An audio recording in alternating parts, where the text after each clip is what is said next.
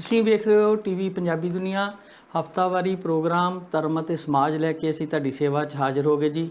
ਸਾਰੇ ਹੀ ਆਪਣੇ ਦਰਸ਼ਕਾਂ ਦਾ ਅਸੀਂ ਤਹਿ ਦਿਲੋਂ ਸਵਾਗਤ ਕਰਦੇ ਹਾਂ, ਜੀ ਆਇਆਂ ਕਹਿੰਦੇ ਹਾਂ। ਅਤੇ ਹਰ ਹਫਤੇ ਦੀ ਤਰ੍ਹਾਂ ਮੇਰੇ ਨਾਲ ਸਿੱਖ ਸਕਾਲਰ ਨੇ ਡਾਕਟਰ ਗੁਰਨਾਮ ਕੌਰ, ਉਹਨਾਂ ਨਾਲ ਅਸੀਂ ਅੱਜ ਗੁਰੂ ਤੇਗ ਬਹਾਦਰ ਸਾਹਿਬ ਦੀ ਸ਼ਹੀਦੀ ਅਤੇ ਗੁਰੂ ਤੇਗ ਬਹਾਦਰ ਸਾਹਿਬ ਦੇ ਜੀਵਨ ਦੇ ਉੱਤੇ ਚਰਚਾ ਕਰਾਂਗੇ। ਸਭ ਤੋਂ ਪਹਿਲਾਂ ਡਾਕਟਰ ਸਾਹਿਬ ਤੁਹਾਡਾ ਸਵਾਗਤ ਜੀ। ਜੀ ਆਇਆਂ ਨੂੰ। ਵਾਹਿਗੁਰੂ ਜੀ ਕਾ ਖਾਲਸਾ, ਵਾਹਿਗੁਰੂ ਜੀ ਕੀ ਫਤਿਹ ਜੀ। ਵਾਹਿਗੁਰੂ ਜੀ ਕੀ ਫਤਿਹ। ਡਾਕਟਰ ਸਾਹਿਬ, ਸਿੱਖ ਧਰਮ ਦੇ ਸਾਰੇ ਗੁਰੂ ਸਾਹਿਬਾਨਾਂ ਦੇ ਬਾਰੇ ਜਦੋਂ ਅਸੀਂ ਗੱਲ ਕਰਦੇ ਹਾਂ ਅਤੇ ਉਹਨਾਂ ਦੇ ਸਮੇਂ ਦੇ ਦੌਰਾਨ ਜਿਹੜੇ ਉਹਨਾਂ ਦੇ ਕੀਤੇ ਕੰਮ ਨੇ ਉਹਨਾਂ ਨੂੰ ਦੇਖਦੇ ਹਾਂ ਤਾਂ ਕਈ ਵਾਰ ਹੈਰਾਨੀ ਹੁੰਦੀ ਹੈ। ਦੁਨੀਆ ਦੇ ਉਹਨਾਂ ਲੋਕਾਂ ਨੂੰ ਸਗੋਂ ਜ਼ਿਆਦਾ ਹੈਰਾਨੀ ਹੁੰਦੀ ਹੈ ਜਿਹੜੇ ਸਿੱਖ ਮੱਤ ਵਿੱਚ ਪੈਦਾ ਨਹੀਂ ਹੋਏ, ਕਿ ਕਿਸੇ ਲਈ ਕੰਮ ਆਉਣਾ, ਕਿਸੇ ਲਈ ਤਿਆਗ ਕਰਨਾ, ਜੇ ਕੋਈ ਸਿੱਖੇ ਤਾਂ ਗੁਰੂ ਸਾਹਿਬਾਂ ਕੋਲ ਸਿੱਖੇ। ਨਿੱਜ ਵਾਲੀ ਕਿਤੇ ਕੋਈ ਗੱਲ ਜਿਹੜੀ ਆ ਉਹ ਸਾਨੂੰ ਨਜ਼ਰ ਨਹੀਂ ਆਉਂਦੀ। ਅਤੇ ਗੁਰੂ ਤੇਗ ਬਹਾਦਰ ਪਾਤਸ਼ਾਹ, ਨੌਵੇਂ ਪਾਤਸ਼ਾਹ ਜਿਹੜੇ ਆ, ਉਹਨਾਂ ਦੇ ਜੀਵਨ ਦੇ ਉੱਤੇ ਅੱਜ ਤੁਹਾਡੇ ਨਾਲ ਕੁਝ ਗੱਲਾਂ ਬਾਤਾਂ ਅਸੀਂ ਤੁਹਾਡੇ ਕੋਲ ਜਾਣਨੀਆਂ ਨੇ। ਸਭ ਤੋਂ ਪਹਿਲਾਂ ਤਾਂ ਮੈਂ ਤੁਹਾਡੇ ਕੋਲੋਂ ਇਹ ਜਾਣਨਾ ਚਾਹਾਂਗਾ, ਉਹਨਾਂ ਨੂੰ ਹਿੰਦ ਦੀ ਚਾਦਰ ਕਹਿੰਦੇ ਨੇ, ਔਰ ਉਹਨਾਂ ਨੇ ਗੁਰੂ ਨਾਨਕ ਸਾਹਿਬ ਨੇ ਨਾ ਜਨੇਊ ਪਹਿਨਿਆ, ਨਾ ਉਹਨਾਂ ਨੇ ਕੁਝ ਹੋਰ ਕੀਤਾ। ਉਹਨਾਂ ਨੇ ਉਹਦੇ ਬਾਵਜੂਦ ਜਨੇਊ ਦੀ ਰੱਖਿਆ ਵਾਸਤੇ ਗੁਰੂ ਤੇਗ ਬਹਾਦਰ ਸਾਹਿਬ ਸ਼ਹੀਦੀ ਦਿੰਦੇ ਆ, ਅਤੇ ਉਹ ਬੜੀ ਇੱਕ ਵੱਡੀ ਗੱਲ ਲੱਗਦੀ ਹੈ ਦੋਨੇ ਪਾਸੇ। ਸੋ ਉਹਨਾਂ ਦੇ ਜੀਵਨ ਬਾਰੇ ਅਸੀਂ ਤੁਹਾਡੇ ਕੋਲ ਜਾਣਨਾ ਚਾਹੁੰਦੇ ਹਾਂ ਕਿ ਗੁਰੂ ਸਾਹਿਬ ਤੇ ਪਹਿਲਾਂ ਤਾਂ ਕਹਿੰਦੇ ਤੇਗ ਦੇ ਧਨੀ ਸੀ, ਤਾਂ ਕਰਕੇ ਤੇਗ ਬਹਾਦਰ, ਉਹਨਾਂ ਦਾ ਕਿਸ ਤਰ੍ਹਾਂ ਜੀਵਨ ਰਿਹਾ, ਅਤੇ ਅੱਗੇ ਚੱਲ ਕੇ ਉਹਨਾਂ ਦੀ ਸ਼ਹੀਦੀ 'ਤੇ ਵੀ ਗੱਲਾਂ ਕਰਾਂਗੇ। ਬਿਲਕੁਲ ਜੀ। ਜਿਵੇਂ ਆਪਾਂ ਜਾਣਦੇ ਹੀ ਹਾਂ ਕਿ ਗੁਰੂ ਤੇਗ ਬਹਾਦਰ ਗੁਰੂ ਹਰਗੋਬਿੰਦ ਸਾਹਿਬ ਦੇ ਪੁੱਤਰ ਸੀਗੇ ਉਹ, ਅਤੇ ਮਾਤਾ ਨਾਨਕੀ ਜੀ ਦੀ ਕੁੱਖੋਂ ਪੈਦਾ ਹੋਏ ਸੀਗੇ। ਬਰਥ ਹੈ ਜਿਹੜਾ ਉਹਨਾਂ ਦਾ, ਉਹ ਜਨਮ ਅਪ੍ਰੈਲ ਦੇ ਮਹੀਨੇ 1621 ਦਾ ਮੰਨਿਆ ਜਾਂਦਾ। ਅਤੇ ਗੁਰੂ ਤੇਗ ਬਹਾਦਰ ਦੀ ਜਿਵੇਂ ਤੁਸੀਂ ਗੱਲ ਕੀਤੀ ਵੀ, ਉਹਨਾਂ ਦਾ ਪਹਿਲਾ ਨਾਮ ਤੇਜਮੱਲ ਸੀਗਾ। ਅੱਛਾ ਜੀ। ਇਹਨਾਂ ਦੀ ਜਿਹੜੀ ਸਿਖਲਾਈ ਵੱਲ ਗੁਰੂ ਹਰਗੋਬਿੰਦ ਸਾਹਿਬ ਨੇ ਬਹੁਤ ਉਚੇਚਾ ਧਿਆਨ ਦਿੱਤਾ ਸੀ। ਜਿਵੇਂ ਧਰਮ ਸ਼ਾਸਤਰ, ਵੱਖ-ਵੱਖ ਬੋਲੀਆਂ, ਉਹਨਾਂ ਸਾਰਿਆਂ ਦੀ ਟ੍ਰੇਨਿੰਗ ਇਹਨਾਂ ਨੂੰ ਦਵਾਈ। ਭਾਈ ਗੁਰਦਾਸ ਦੀ ਰਹਿਨੁਮਾਈ ਦੇ ਵਿੱਚ ਇਹਨਾਂ ਨੇ ਧਰਮ ਸ਼ਾਸਤਰ ਬਾਰੇ, ਧਰਮ ਗ੍ਰੰਥਾਂ ਬਾਰੇ ਅਧਿਐਨ ਸਾਰਾ ਕੀਤਾ। ਫਿਰ ਜਿਹੜੀ ਤੀਰ ਅੰਦਾਜ਼ੀ, ਤਲਵਾਰ, ਘੋੜਸਵਾਰੀ, ਉਹ ਬਾਬਾ ਬੁੱਢਾ ਜੀ ਨੇ ਸਿਖਾਈ ਇਹਨਾਂ ਨੂੰ। ਇਸੇ ਤਰ੍ਹਾਂ ਜਿਹੜੀ ਤਲਵਾਰਬਾਜ਼ੀ, ਉਹ ਗੁਰੂ ਹਰਗੋਬਿੰਦ ਸਾਹਿਬ ਨੇ ਆਪ ਇਹਨਾਂ ਨੂੰ ਸਿਖਲਾਈ ਦਿੱਤੀ। ਅਤੇ ਜਦੋਂ ਕਰਤਾਰਪੁਰ ਸਾਹਿਬ ਦਾ ਯੁੱਧ ਹੋਇਆ, ਗੁਰੂ ਤੇਗ ਬਹਾਦਰ ਦੀ ਉਮਰ ਸਿਰਫ 13 ਸਾਲ ਸੀ। ਹਾਂਜੀ। ਅਤੇ ਉਹ ਆਪਣਾ ਗੁਰੂ ਹਰਗੋਬਿੰਦ ਸਾਹਿਬ ਤੋਂ ਇਜਾਜ਼ਤ ਲੈ ਕੇ ਉਸ ਯੁੱਧ ਦੇ ਵਿੱਚ ਉਹਨਾਂ ਨੇ ਸ਼ਮੂਲੀਅਤ ਕੀਤੀ। ਅਤੇ ਸਾਰੇ ਕਹਿੰਦੇ ਨੇ ਵੀ ਜਿਸ ਢੰਗ ਦੇ ਨਾਲ ਉਹਨਾਂ ਨੇ ਤਲਵਾਰ ਦੇ ਆਪਣੇ ਜੌਹਰ ਦਿਖਾਏ ਉਸ ਯੁੱਧ ਦੇ ਵਿੱਚ, ਤਾਂ ਉਦੋਂ ਤੋਂ ਹੀ ਉਹਨਾਂ ਦਾ ਜਿਹੜਾ ਨਾਮ ਹੈ ਉਹ ਤੇਜਮੱਲ ਤੋਂ ਤੇਗ ਬਹਾਦਰ ਪੈ ਗਿਆ ਸੀ, ਵੀ ਤਲਵਾਰ ਦੇ ਧਨੀ ਕਹਿ ਲਓ ਤੁਸੀਂ, ਹੈ ਨਾ, ਪੈ ਗਿਆ ਸੀ। ਅਤੇ ਫਿਰ ਉਹ ਗੁਰੂ ਹਰਗੋਬਿੰਦ ਸਾਹਿਬ ਦੇ ਕਰਤਾਰਪੁਰ ਛੱਡਣ ਤੱਕ ਉਹ ਉੱਥੇ ਹੀ ਰਹੇ। ਅੱਛਾ, ਉਹਨਾਂ ਦਾ ਜਨਮ ਵੀ ਕਰਤਾਰਪੁਰ? ਨਹੀਂ ਜੀ, ਅੰਮ੍ਰਿਤਸਰ ਦਾ। ਅੰਮ੍ਰਿਤਸਰ ਦਾ ਜਨਮ, ਅੰਮ੍ਰਿਤਸਰ ਦਾ।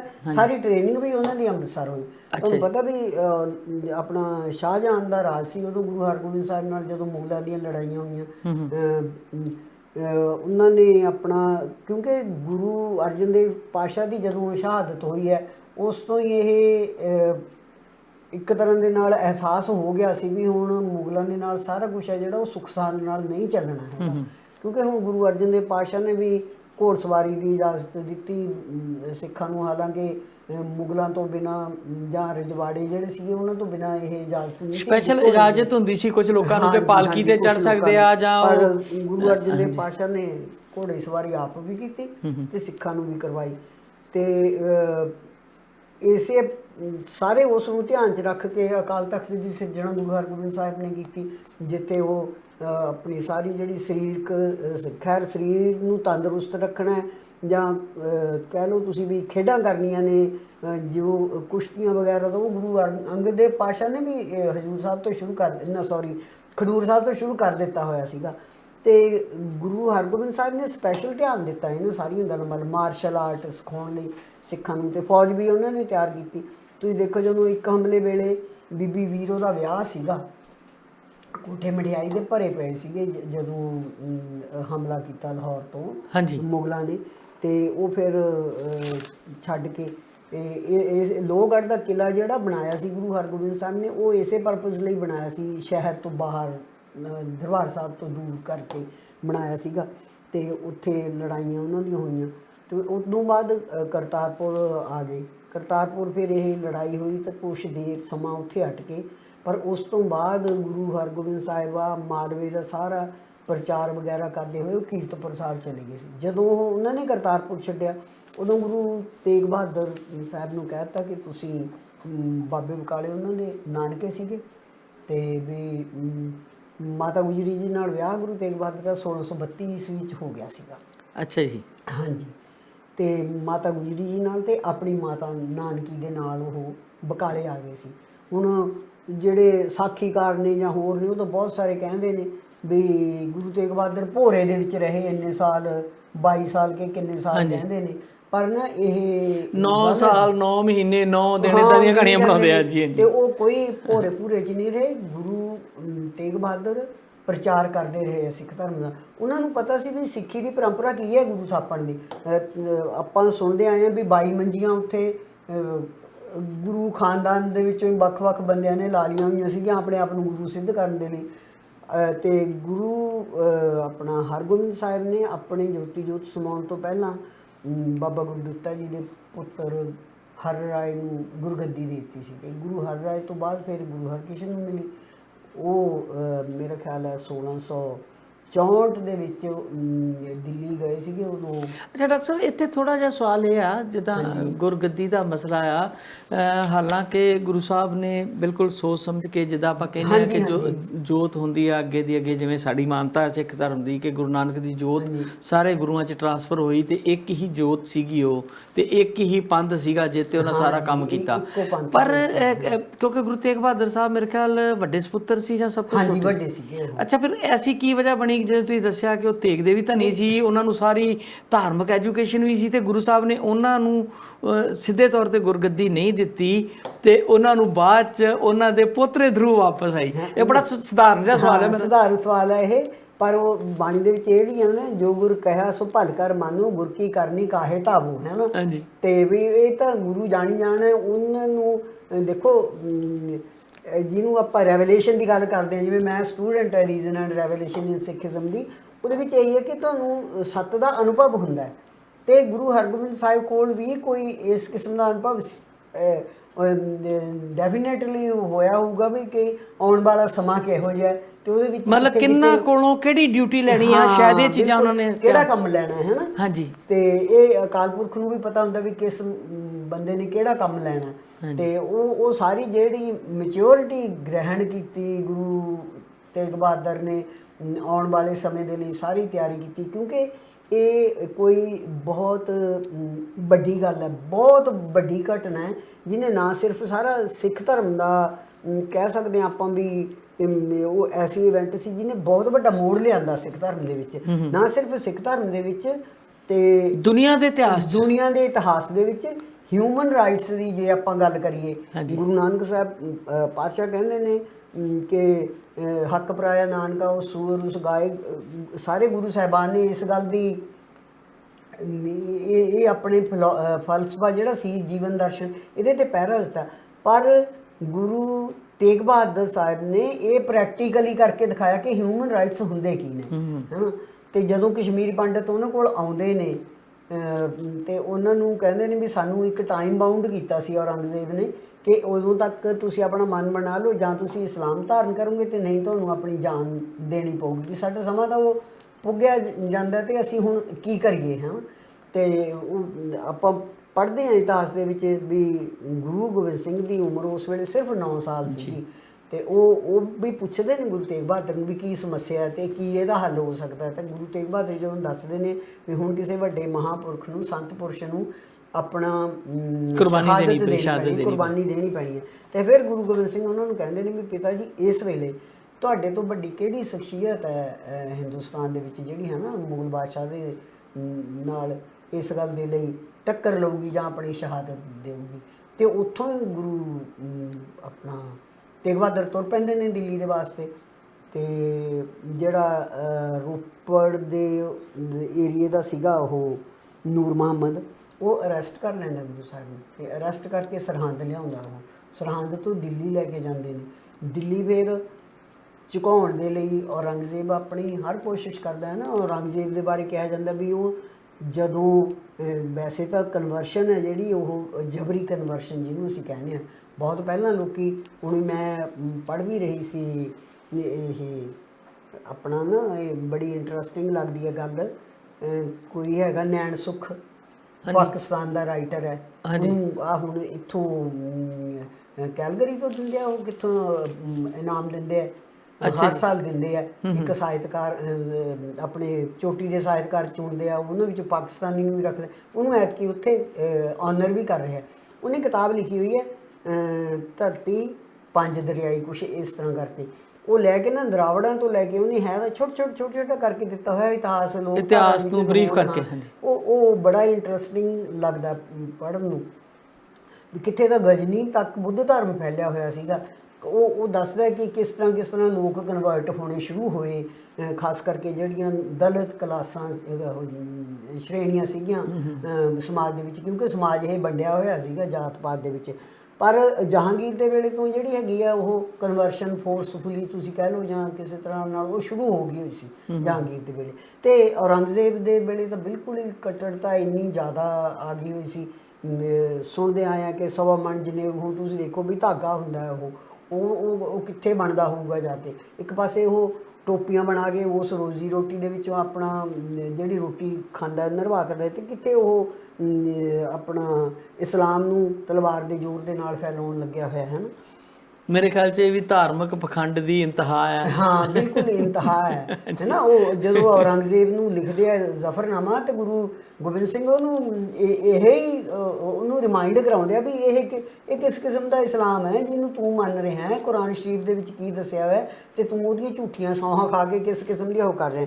ਸੋ ਗੁਰੂ ਤੇਗ ਬਹਾਦਰ ਨੂੰ ਉਹਨੇ ਕੀ ਕਹਿੰਦੇ ਹੁੰਦੇ ਨੇ, ਆਪਣੇ ਉਸ ਤੋਂ ਮਕਸਦ ਤੋਂ ਹਿਲਾਉਣ ਦੇ ਲਈ ਕਿ ਸ਼ਾਇਦ ਇਹ ਇਸ ਚੀਜ਼ ਤੋਂ ਵਿਚਲਿਤ ਹੋ ਜਾਣ ਜਾਂ ਡਰ ਜਾਣ, ਇਸਲਾਮ ਧਾਰਨ ਕਰ ਲੈਣ।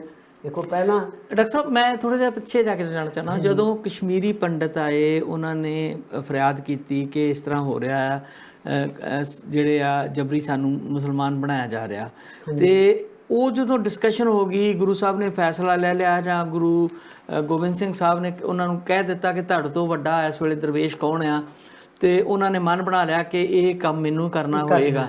ਤੇ ਕੀ ਫਿਰ ਉਹਨਾਂ ਨੇ ਕੋਈ ਪੱਤਰ ਲਿਖਿਆ ਸੀ ਔਰੰਗਜ਼ੇਬ ਨੂੰ ਜਾਂ ਦਿੱਲੀ ਵੱਲ ਤੁਰ ਪਏ ਸੀ ਉਹਦੇ ਨਾਲ ਡਿਸਕਸ਼ਨ? ਨਹੀਂ, ਮੈਂ ਤੁਹਾਨੂੰ ਪੁੱਛਣਾ ਇਹ ਚਾਹੁੰਦਾ ਸੀ ਕਿ ਤੁਸੀਂ ਕਿਹਾ ਕਿ ਉਹ ਨੂਰ ਮੁਹੰਮਦ ਨੇ ਉਹਨਾਂ ਨੂੰ ਅਰੈਸਟ ਕੀਤਾ, ਅਰੈਸਟ ਉਹਨਾਂ ਨੂੰ ਕਿਉਂ, ਕਿਹੜੇ ਦੋਸ਼ ਕੀਤਾ, ਕੀ ਉਹਨਾਂ ਕੋਈ ਚੈਲੰਜ ਕੀਤਾ ਸੀ? ਇਹ ਤਾਂ ਹੁਣ ਤੁਸੀਂ ਆਪਾਂ ਜਦੋਂ ਕਿਤੇ ਵੀ ਜਾਂਦੇ ਆ, ਕੋਈ ਵੀ ਕਾਫਲਾ ਜਾਂਦਾ ਹੈ, ਆਪਾਂ ਕਿਸਾਨ ਮੋਰਚਾ ਹੀ ਲੈ ਲਓ, ਉਹ ਜਦੋਂ ਤੁਰਦੇ ਨੇ ਰਾਹ ਦੇ ਵਿੱਚ ਅੜਿੱਕੇ ਆਉਂਦੇ ਆ, ਪਤਾ ਤਾਂ ਲੱਗ ਜਾਂਦਾ ਨਾ ਬੰਦਾ ਕਿਸ ਪਰਪਸ ਦੇ ਲਈ ਜਾ ਰਿਹਾ ਹੈ ਨਾ। ਕਿਉਂਕਿ ਉਹਨਾਂ ਨੇ ਸੁਨੇਹਾ, ਮੈਂ just ਇਹ ਜਾਣਨਾ ਚਾਹੁੰਦਾ ਵੀ ਸ਼ਾਇਦ ਕੋਈ ਉਹਨਾਂ ਨੂੰ ਪੱਤਰ ਲਿਖਿਆ ਹੋਵੇ। ਜਿਹੜਾ ਉਹ ਕਿਰਪਾ ਪੰਡਤ, ਕਸ਼ਮੀਰੀ ਪੰਡਤ ਆਏ ਸੀ, ਉਹਨਾਂ ਨੂੰ ਇਹ ਕਹਿ ਕੇ ਵਾਪਸ ਕਰ ਦਿੱਤਾ ਸੀ ਕਸ਼ਮੀਰ ਨੂੰ ਵੀ ਤੁਹਾਨੂੰ ਜਿਹੜਾ ਉਸ ਵੇਲੇ ਕਸ਼ਮੀਰ ਦਾ ਸੀਗਾ ਸੂਬੇਦਾਰ ਸੀਗਾ, ਹਾਂਜੀ, ਉਹ ਕਿਉਂਕਿ ਔਰੰਗਜ਼ੇਬ ਕਿਹੜਾ ਆਪ ਜਾ ਕੇ ਸਿੱਧਾ ਕਰਦਾ ਸੀ, ਉਹ ਆਪਣੇ ਜਿਹੜੇ ਸੂਬੇਦਾਰ ਸੀ ਜਾਂ ਫੌਜਦਾਰ ਸੀ ਉਹਨਾਂ ਦੇ ਰਾਹੀਂ ਸਾਰਾ ਕੰਮ ਚੱਲਦਾ ਸੀ। ਉਹਨੂੰ ਕਹਿ ਦਿੱਤਾ ਸੀ ਵੀ ਠੀਕ ਹੈ, ਜਾਓ ਤੁਸੀਂ ਉਹਨਾਂ ਨੂੰ ਕਹਿ ਦਿਓ ਵੀ ਸਾਡੇ ਗੁਰੂ ਨੇ ਜਿਹੜੇ ਜਾਂ ਪੀਰ ਨੇ ਉਹ ਸਾਡੇ ਹੈਗੇ ਨੇ, ਗੁਰੂ ਤੇਗ ਬਹਾਦਰ ਨੇ, ਤੁਸੀਂ ਸਾਡੇ ਗੁਰੂ ਜੇ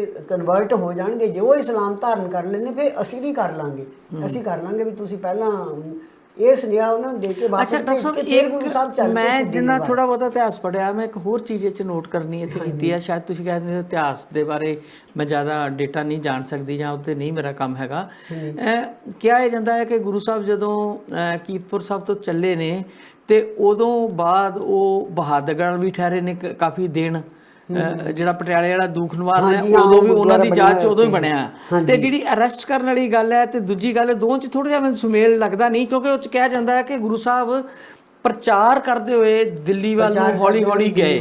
ਜੇ ਕਿਸੇ ਮੁਗਲ ਕਈਆਂ ਦਾ ਇਹ ਦੇਖੋ, ਆਹ ਤਾਂ ਹੁਣ ਸਿੱਖ ਵਿਕੀਪੀਡੀਆ ਵਾਲਿਆਂ ਨੇ ਪਤਾ ਨਹੀਂ ਕਿੱਥੋਂ ਲਿਆ, ਜਿਹੜੀਆਂ ਮੈਂ ਹੁਣ ਡੇਟਸ ਦੇਖੀਆਂ ਨੇ। ਹਾਂਜੀ, ਤੇ ਉਦੋਂ ਮੈਂ ਪਹਿਲਾਂ ਮੈਂ ਇਹ ਵੀ ਪੜ੍ਹਦੀ ਰਹੀ ਹਾਂ ਵੀ ਆਗਰੇ ਤੱਕ ਗੁਰੂ ਸਾਹਿਬ ਗਏ ਨੇ ਆਪ, ਹੈ ਨਾ। ਈਵਨ ਦੋ ਤੋਂ ਪਹਿਲਾਂ ਉਹ ਸ਼ਾਮ ਤੱਕ, ਮਤਲਬ ਤੁਸੀਂ ਦੱਸਿਆ ਕਿ ਪ੍ਰਚਾਰਕ ਦੇ ਤੌਰ ਤੇ ਉਹਨਾਂ ਬਹੁਤ ਕੰਮ ਕੀਤਾ ਹੈ ਨਾ। ਉਹ ਤਾਂ ਜਦੋਂ ਪਟਨੇ ਸਾਹਿਬ ਗੱਦੀ ਉਹਨਾਂ ਨੂੰ ਮਿਲ ਜਾਂਦੀ ਆ, ਹਾਂਜੀ, ਤੇ ਗੁਰੂ ਆਪਣਾ ਐਲਾਨ ਕਰ ਦਿੰਦੇ ਨੇ ਗੁਰੂ ਹਰਕ੍ਰਿਸ਼ਨ ਬਾਬਾ ਬਕਾਲੇ ਹੈ ਨਾ। ਹਾਂਜੀ। ਤੇ ਉੱਥੋਂ ਫਿਰ ਮੱਖਣ ਸ਼ਾਹ ਲਬਾਣਾ ਗੁਰੂ ਲਾਧੋਰੇ ਵਾਲੀ ਗੱਲ। ਹਾਂਜੀ, ਪੜ੍ਹਦੇ ਆ ਵੀ ਉਹ ਗੁਰੂ ਲਾਧੋਰੇ, ਕਿਉਂਕਿ ਸਾਰਿਆਂ ਨੂੰ ਇੱਕ ਇੱਕ ਮੋਹਰ ਰੱਖ ਕੇ ਮੱਥਾ ਟੇਕਦਾ। ਤੇ ਜਦੋਂ ਕਹਿੰਦੇ ਆ, ਜੋ ਇਤਿਹਾਸ ਦੇ ਵਿੱਚ ਲਿਖਿਆ ਮਿਲਦਾ ਕਿ ਗੁਰੂ ਤੇਗ ਬਹਾਦਰ ਕੋਲ ਟੇਕਦਾ ਤਾਂ ਉਹ ਕਹਿੰਦੇ ਵੀ ਭਾਈ ਇੱਕ ਮੋਹਰ ਨਹੀਂ, ਤੂੰ ਉਦੋਂ ਤਾਂ ਵੱਧ ਸੁੱਖਿਆ ਸੀ। ਜਾਣੀ ਉਹਨੂੰ ਸਮਝ ਰਿਅਲਾਈਜ਼ ਕਰਾ ਦਿੰਦੇ ਆ ਕਿ ਅਸਲੀਅਤ ਕਿੱਥੇ ਆ। ਹਾਂ, ਕਿਉਂਕਿ ਉਹ ਵੀ ਇਹੀ ਜਾਣਨਾ ਹੀ ਚਾਹੁੰਦਾ ਵੀ ਅਸਲ ਵਿੱਚ ਗੁਰੂ ਕੌਣ ਹੈ। 22 ਮੰਜੀਆਂ ਲੱਗੀਆਂ ਹੋਈਆਂ ਨੇ, ਕੌਣ ਕੌਣ ਉੱਥੇ ਕਿਹੜਾ ਬੈਠਾ, ਤੁਸੀਂ ਜੱਜ ਨਹੀਂ ਕਰ ਸਕਦੇ। ਆਮ ਸਧਾਰਨ ਬੰਦਾ ਨਹੀਂ ਜੱਜ ਕਰ ਸਕਦਾ। ਕੋਈ ਨਾ ਕੋਈ ਉਹਨੂੰ ਕ੍ਰਾਈਟੀਰੀਆ ਜਾਂ ਟੈਸਟ ਆਪਾਂ ਕਹਿ ਲਈਏ ਵੀ ਰੱਖਣਾ ਪੈਂਦਾ।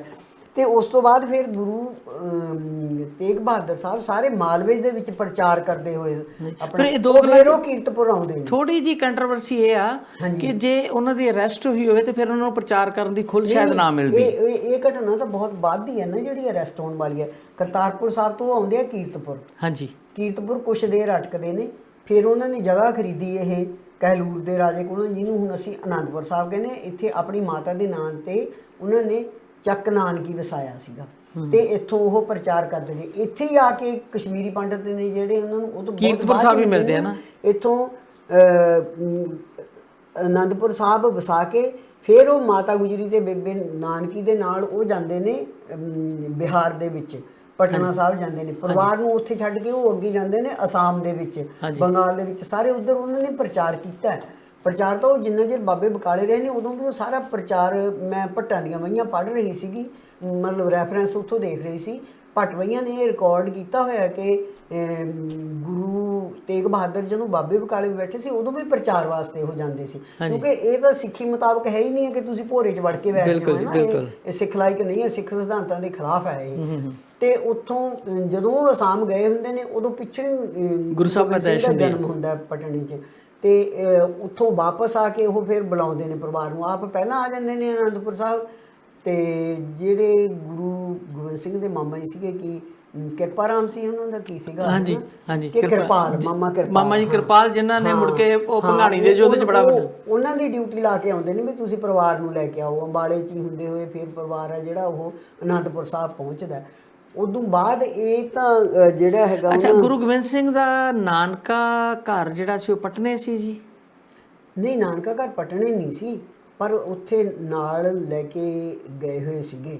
ਅੱਛਾ ਜੀ, ਤੇ ਉਹਨਾਂ ਨੂੰ ਫਿਰ ਪਟਨੇ ਛੱਡ ਕੇ ਅੱਗੇ ਚਲੇ ਗਏ? ਹਾਂ, ਪਟਨੇ ਛੱਡ ਕੇ ਗਏ। ਅੱਛਾ। ਤੇ ਆਪਣਾ ਮਾਤਾ ਗੁਜਰੀ ਜੀ ਤਾਂ ਇੱਧਰ ਪੰਜਾਬ 'ਚ ਹੀ ਉਹਨਾਂ ਦਾ ਪਰਿਵਾਰ, ਕਿਤੇ ਮੈਂ ਪੜ੍ਹਿਆ ਸੀ, ਹੁਣ ਮੈਨੂੰ ਯਾਦ ਨਹੀਂ ਹੈ ਕਿਹੜੇ ਖੱਤਰੀ ਦੇ। ਮੈਂ ਇਹ ਜਾਣਨਾ ਚਾਹੁੰਦਾ ਸੀ ਵੀ ਗੁਰੂ ਸਾਹਿਬ ਦੀ ਪੈਦਾਇਸ਼ ਆ ਕੇ ਹੁੰਦੀ ਹੈ ਪਟਨੇ ਰੁਕਣ ਦਾ, ਪ੍ਰਚਾਰ ਕਰਨ ਲਈ ਜਾਂਦੇ ਨੇ। ਪਟਨਾ ਰੁਕਣ ਦਾ ਕਾਰਨ ਕੀ ਬਣਿਆ? ਪਰਿਵਾਰ ਨੂੰ ਨਾਲ ਲੈ ਕੇ ਗਏ ਸੀ। ਹਾਂਜੀ, ਪਰ ਉਹ ਲੰਬਾ ਸਮਾਂ ਰਹੇ ਉਹਦੇ ਬਾਅਦ 'ਚ ਆਪਾਂ ਕੁਝ ਇਦਾਂ ਦੀਆਂ ਕਥਾ ਕਹਾਣੀਆਂ ਜਾਂਦੇ ਸੀਗੇ। ਇਕੱਲੇ ਤਾਂ ਜਾਂਦੇ ਨਹੀਂ ਸੀ, ਸੰਗਤ ਨਾਲ ਜਾਂਦੀ ਹੈ। ਤੇ ਮਾਮਾ ਕਿਰਪਾਲ ਹੈ ਜਿਹੜਾ, ਉਹ ਤਾਂ ਇੱਥੇ ਅਨੰਦਪੁਰ ਸਾਹਿਬ ਵੀ ਫਿਰ ਗੁਰੂ ਗੋਬਿੰਦ ਸਿੰਘ ਦੇ ਨਾਲ ਰਿਹਾ ਵੀ। ਉਹ ਕਿੰਨੀਆਂ ਸਾਰੀਆਂ ਆਪਾਂ ਸੀਤਲ ਦੀਆਂ ਵਾਰਾਂ ਪੜ੍ਹੀ, ਉਹਦੇ ਵਿੱਚ ਰੈਫਰੈਂਸ ਵੀ ਪੜ੍ਹਦੇ ਹਾਂ ਵੀ ਜਦੋਂ ਆਪਣਾ ਹਾਥੀ ਨਾਲ ਲੜਨ ਦੀ ਗੱਲ ਚੱਲੀ ਹੈ, ਜਾਂ ਉਹਨਾਂ ਨੇ ਭੱਜਣ ਦੀ ਵੀ ਕੋਸ਼ਿਸ਼ ਕੀਤੀ ਜਾਣ ਦੀ, ਜਾਂ ਅੰਮ੍ਰਿਤ ਜਦੋਂ ਛਕਾਇਆ, ਉਹ ਸਾਰੀਆਂ ਉੱਥੇ ਰੈਫਰੈਂਸ ਆਉਂਦੇ ਆ ਉਹਦੇ ਮਾਮਾ ਕਿਰਪਾਲ ਦੇ।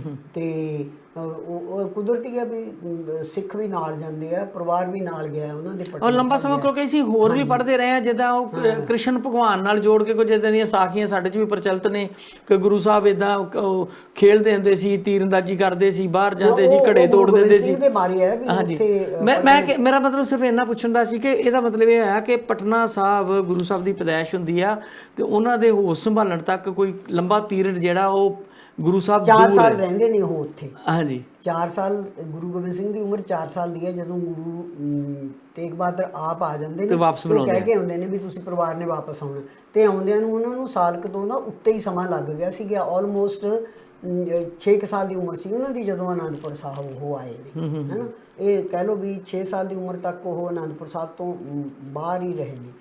ਜੀ, ਔਰ ਇਹ ਵੀ ਵੱਡੀ ਇੱਕ ਤਿਆਗ ਹੈ ਜੀ ਕਿ ਆਪਣੇ ਬੱਚੇ ਦਾ 4 ਸਾਲ ਜਾਂ 6 ਸਾਲ ਚਿਹਰਾ ਹੀ ਨਾ ਵੇਖਣਾ ਗੁਰੂ ਸਾਹਿਬ ਬਾਰੇ, ਕਿਉਂਕਿ ਉਹਨਾਂ ਦੀ ਪ੍ਰਾਇੋਰਟੀ ਜਿਹੜੀ ਸੀਗੀ ਧਰਮ ਦਾ ਪ੍ਰਚਾਰ ਸੀਗੀ। ਪਰਿਵਾਰ ਨੂੰ ਇੱਕ ਪਾਸੇ, ਜਦੋਂ ਅਸੀਂ ਕਹਿੰਦੇ ਹਾਂ ਗੁਰੂ ਤੇਗ ਬਹਾਦਰ ਤਿਆਗ ਦੀ ਮੂਰਤ ਨੇ, ਤੇ ਤਿਆਗ ਇਕੱਲਾ ਉਹਨਾਂ ਦਾ ਸੀਸ ਦਾ ਬਲੀਦਾਨ ਹੀ ਨਹੀਂ ਆ, ਉਹ ਤੋਂ ਇਲਾਵਾ ਜਿਹੜੇ ਤਿਆਗ ਨੇ ਜਿਹਨਾਂ ਨੂੰ ਅਸੀਂ ਡਿੱਠ ਕਰਦੇ ਨੇ, ਸੋਚਦੇ ਹੀ ਨਹੀਂ।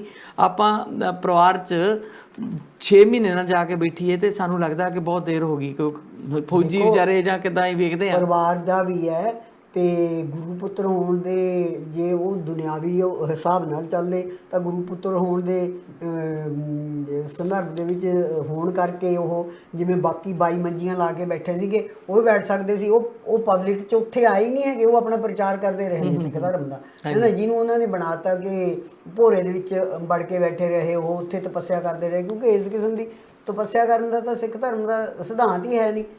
ਤੇ ਇਸੇ ਤਰ੍ਹਾਂ ਉਹ ਉੱਧਰ ਜਾਂਦੇ ਨੇ, ਕਿੱਥੇ ਕਿੱਥੇ ਬੰਗਾਲ, ਅਸਾਮ, ਕਿੱਡੀ ਦੂਰ ਤੱਕ ਸਾਰਾ ਪੂਰਬੀ ਜਿਹੜਾ ਭਾਰਤ ਹੈ ਉੱਥੇ ਤੱਕ ਜਾ ਕੇ ਉਹ ਆਪਣਾ ਪ੍ਰਚਾਰ ਕਰਦੇ ਰਹੇ ਨੇ, ਢਾਕੇ ਤੱਕ ਗਏ ਨੇ, ਸਾਰੇ ਉਹਨਾਂ ਨੇ ਉਹ ਏਰੀਆ ਜਿਹੜਾ ਹੈਗਾ ਗੁਰੂ ਤੇਗ ਬਹਾਦਰ ਸਾਹਿਬ ਨੇ ਜਾਂ ਗੁਰੂ ਨਾਨਕ ਸਾਹਿਬ ਨੇ ਇੰਨੀਆਂ ਮਤਲਬ ਗੁਰੂ ਨਾਨਕ ਦੇਵ ਜੀ ਨੇ ਉਦਾਸੀਆਂ ਕੀਤੀਆਂ ਜਦੋਂ ਉਹਨਾਂ ਨੇ ਯਾਤਰਾ ਕੀਤੀ, ਜਾਂ ਗੁਰੂ ਤੇਗ ਬਹਾਦਰ ਜੀ ਨੇ ਫਿਰ ਇਹਨਾਂ ਦੀ ਵੇਦਨ ਭਾਰਤ ਰਹੀ ਆ ਤੇ ਬਾਬਾ ਨਾਨਕ ਘਰਾਂ ਦੀ ਦੇਸ਼ਾਂ ਵਿਦੇਸ਼ਾਂ ਤੱਕ ਦੂਰ ਤੱਕ ਗਏ ਨੇ। ਦੇਸ਼ਾਂ ਤੱਕ ਵੀ ਉਹਨਾਂ ਨੇ ਤਾਂ ਪਰ ਡਾਕਟਰ ਸਾਹਿਬ ਜਦੋਂ ਤੱਕ ਗੁਰੂ ਤੇਗ ਬਹਾਦਰ ਦਾ ਪੀਰੀਅਡ ਆਉਂਦਾ ਆ ਉਦੋਂ ਤੱਕ ਸਿੱਖੀ ਦੀ ਕਾਫੀ ਰੂਪ ਰੇਖਾ ਬਣ ਚੁੱਕੀ ਸੀ ਤੇ ਉਹਦੇ ਲਈ ਸਾਡੇ ਕੋਲ ਇੱਕ ਧਾਰਮਿਕ ਗ੍ਰੰਥ ਸਾਡੇ ਕੋਲ ਮੌਜੂਦ ਸੀਗਾ ਜਿਹਦੇ ਆਧਾਰ ਤੇ ਪ੍ਰਚਾਰ ਕਰਨਾ ਜਾਂ ਅੱਗੇ ਜਾ ਕੇ ਉਹਦੀ ਸਿੱਖਿਆ ਦੇਣੀ ਜਿਹੜੀ ਸੀ ਉਹ ਬਹੁਤ ਜ਼ਰੂਰੀ ਬਣ ਗਈ ਸੀਗੀ।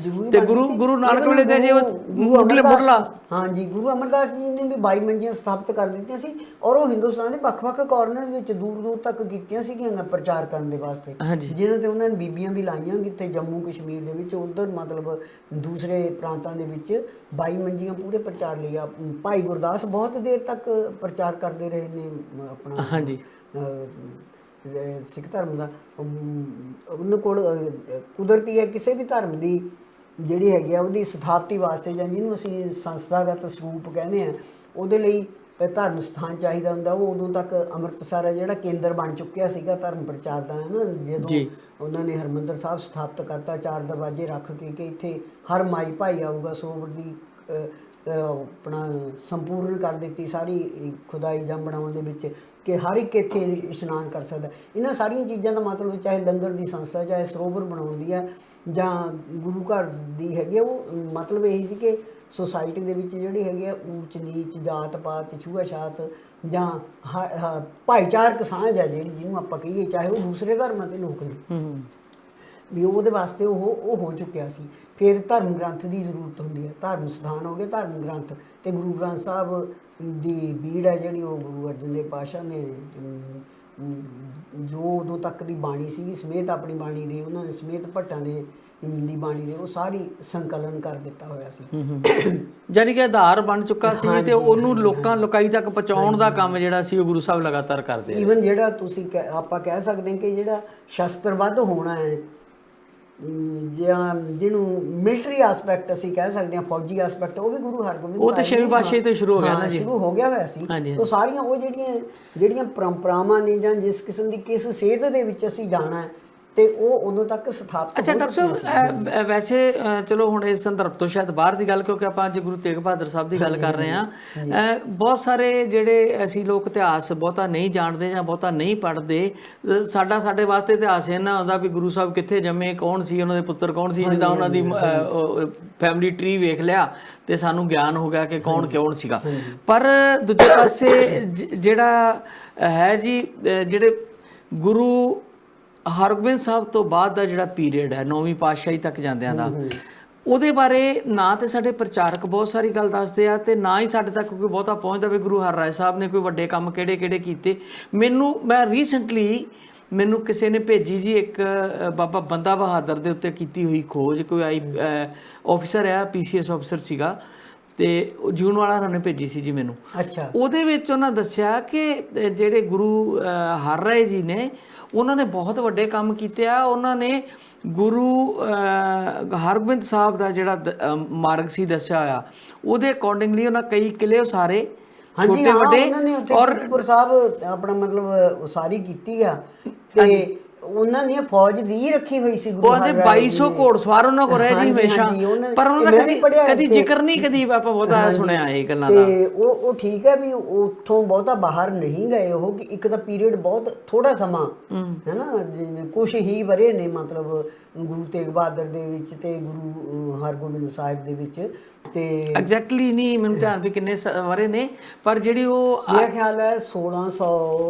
ਸ਼ਾਇਦ 64 ਦੇ ਵਿੱਚ ਕਿ 66 ਦੇ ਵਿੱਚ ਇੰਨੇ ਕੁ 'ਚ ਉਹਨਾਂ ਨੂੰ ਉਹ ਗੁਰਗੱਦੀ ਮਿਲੀ ਸੀ ਗੁਰੂ ਹਰਰਾਏ ਨੂੰ, ਹੈ ਨਾ। ਹਾਂਜੀ ਹਾਂ, ਉਹ ਬਹੁਤ ਥੋੜਾ ਕੁਛ ਹੀ ਬਰੇ ਜਿਵੇਂ ਕਹਿ ਸਕਦੇ ਅੱਛਾ, ਪਰ ਉਹ ਜਿਹੜੀ ਜਗ੍ਹਾ ਬਾਬਾ ਬੰਦਾ ਬਹਾਦਰ ਸਾਹਿਬ ਨੇ ਸਿੱਖ ਰਾਜਧਾਨੀ ਬਣਾਈ ਸੀ ਨਾ ਜੀ, ਉੱਪਰ ਪੌਂਟਾ ਸਾਹਿਬ ਵੱਲ ਨੂੰ ਜਾਂਦਿਆਂ ਜਿਹਨੂੰ ਲੋਹਗੜ੍ਹ ਦਾ ਕਿਲ੍ਹਾ ਕਹਿੰਦੇ ਆ, ਉਹਦੇ ਬਾਰੇ ਉਹਨਾਂ ਦੱਸਿਆ ਕਿ ਇਦਾਂ ਦੇ 40 ਕਿਲ੍ਹਿਆਂ ਦਾ ਇੱਕ ਪੂਰੇ ਦਾ ਪੂਰਾ ਸਿਸਟਮ ਸੀ ਜਿਹੜਾ ਉਸਾਰਿਆ, ਤੇ ਜਿਹਦੇ ਵਿੱਚ ਜਿਹੜਾ ਲਬਾਣੇ ਉਦੋਂ ਬਹੁਤ ਮੈਂ ਜਿਹੜੀ ਉਹ ਸਟੋਰੀ ਸੁਣੀ ਆ, ਜਿਹੜੇ ਲਬਾਣੇ ਨੇ ਉਹ ਬਹੁਤ ਵੱਡੇ ਮਤਲਬ ਇੱਕ ਕਿਸਮ ਦੇ ਉਸ ਸਮੇਂ ਦੇ ਬਿਜ਼ਨਸਮੈਨ ਹੋਇਆ ਕਰਦੇ ਸੀਗੇ, ਬੰਬੇ ਤੋਂ ਲਾ ਕੇ ਤੇ ਹਾਂਜੀ ਉਹਦੇ ਵੀ ਉਸੇ ਕਲਾਇਨ ਚ ਹਾਂਜੀ। ਉਹ ਕਹਿੰਦੇ ਆ ਕਿ ਉਹ ਹਰ ਕਿਲੇ ਦੇ ਵਿੱਚ ਖੂਹ ਬਣਾਏ, ਤੇ ਖੂਹ ਬਣਾਉਣਾ, ਕਿਲਾ ਬਣਾਉਣਾ ਵੀ ਵੱਡੀ ਗੱਲ ਸੀ, ਪਹਾੜ ਦੇ ਉੱਤੇ ਖੂਹ ਖੋਦ ਕੇ ਪਾਣੀ ਦੀ ਜ਼ਰੂਰਤ ਨੂੰ ਪੂਰਾ ਕਰਨ ਵਾਸਤੇ। ਹੁਣ ਅਨੰਦਪੁਰ ਸਾਹਿਬ ਤੋਂ ਬੌਲੀ ਦੀ ਖੁਦਾਈ ਕਰਨੀ, ਇਸੇ ਕਰਕੇ ਉਹ ਪੌੜੀਆਂ ਵਾਲੇ ਖੂਹ ਹੁੰਦੇ ਸੀ ਨਾ ਵੀ ਡੂੰਘਾ ਪਾਣੀ,